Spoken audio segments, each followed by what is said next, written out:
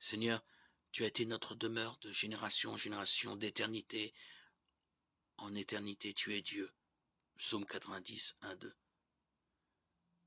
Dieu qui est entièrement hors du temps s'est fait connaître à nous dans les limites du temps. En Ésaïe 57, 15, il est dit qu'il habite l'éternité, expression remarquable, et qu'il habite aussi avec les humbles, avec celui qui est abattu. Le psaume 90, une prière de Moïse, homme de Dieu, détaille ce thème de plusieurs manières. Les années d'humanité ne sont rien pour Dieu. Comme ils ont passé pour lui, ce n'est que comme le jour d'hier ou quelques heures de la nuit. Psaume 90, 3, 6. Nous ressentons amèrement nos péchés dans la présence d'un tel Dieu. Nous consumons nos années comme une pensée, écrit Moïse. Et même si nous vivons pendant 70 ou 80 ans, travaillant péniblement, notre vie s'en va bientôt et nous nous envolons. Où était Moïse à l'âge de 80 ans?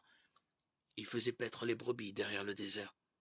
À l'âge de 40 ans, alors qu'il est un homme puissant à la cour d'Égypte, il décide de délivrer le peuple de Dieu.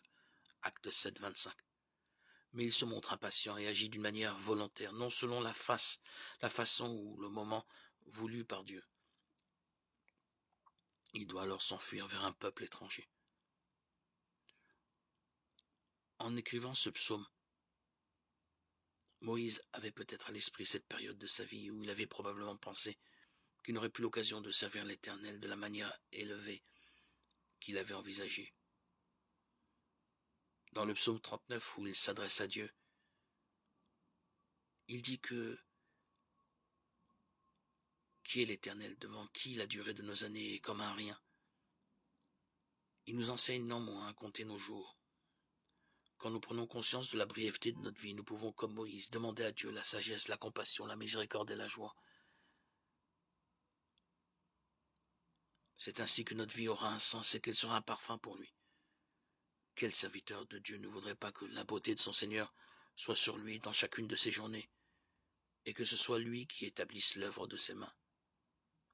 Dès l'éternité, jusque dans les limites du temps, là où nous vivons maintenant, notre Dieu nous rencontre pour nous bénir.